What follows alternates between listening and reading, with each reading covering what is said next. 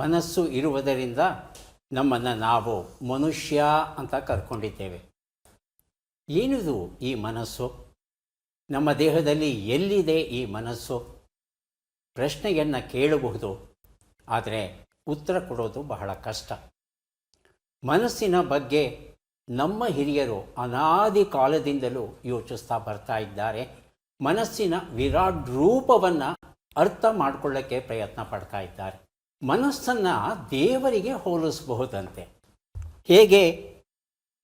ಮನಸ್ಸು ಮತ್ತು ದೇವರಿಗೂ ಸಾಮ್ಯವಿದೆ.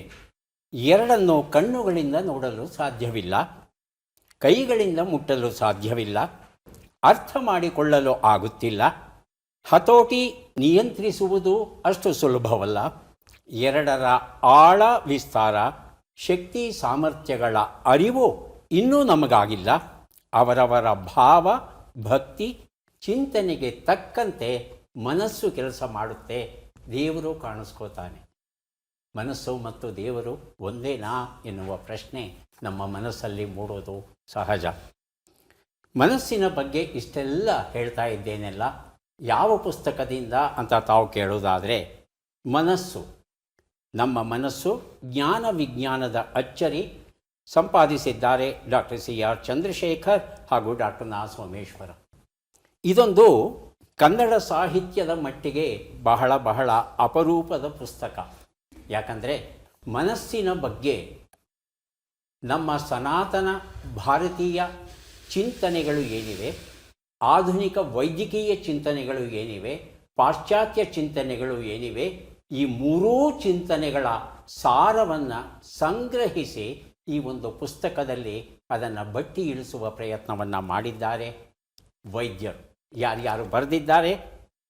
Doctor CR Chandrashekar, doctor KS Pavitra, doctor Shridhar KR ಹಾಗೂ ಡಾಕ್ಟರ್ KS ಶುಭ್ರತಾ. ಇವರೆಲ್ಲರೂ ಸೇರಿ 8 ಅಧ್ಯಾಯದಲ್ಲಿ ಮನಸ್ಸಿನ ವಿರಾಟ್ ರೂಪವನ್ನು ತಿಳಿಸುವ ಪ್ರಯತ್ನ ಪಡ್ತಾರೆ.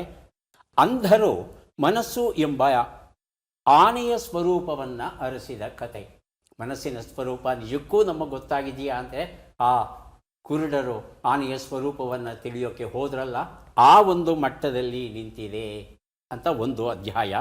ಎರಡನೇ ಅಧ್ಯಾಯ ಸ್ವಸ್ಥ ಮನಸ್ಸು ಅಂದರೆ ಅದು ಹೇಗಿರುತ್ತೆ? ನೀಲ ಆಕಾಶದಂತೆ ಶುಭ್ರ, ನಿರ್ಮಲ, ಸಾಗರದಷ್ಟು ಆಳ, ವಿಸ್ತಾರ ಮತ್ತು ಶಾಂತ, ಗಿರಿ ಪರ್ವತಗಳಂತೆ ದಿಟ್ಟ, ದೃಢ, ಹಿತ ನೀಡುವ ತಂಗಾಳಿಯಂತೆ. ಹೀಗೆ ಸ್ವಸ್ಥ ಮನಸ್ಸು ಅಂದರೆ ಏನು ಅನ್ನೋದನ್ನು ಎರಡನೇ ಅಧ್ಯಾಯದಲ್ಲಿ ನಾವು ನೋಡಬಹುದು. ಮನಃಶಾಸ್ತ್ರಕ್ಕೆ ಸಂಬಂಧಪಟ್ಟ ಹಾಗೆ ಏನೆಲ್ಲ ಅಧ್ಯಯನಗಳು ನಡೆದಿವೆ. ಮನಸ್ಸು ಹಾಗೂ ಸಮಾಜ, ಯಾಕಂದರೆ ನಮ್ಮ ಮನಸ್ಸೇ ಅಲ್ವಾ ಈ ಸಮಾಜವನ್ನು ರೂಪಿಸೋದು.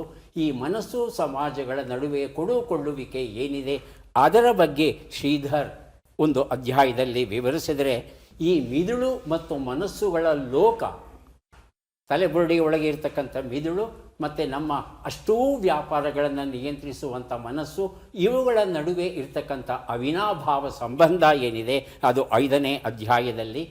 ಮನಸ್ಸು ಯಾಕೆ ಅಸ್ವಸ್ಥತೆಗೊಳ್ಳುತ್ತೆ?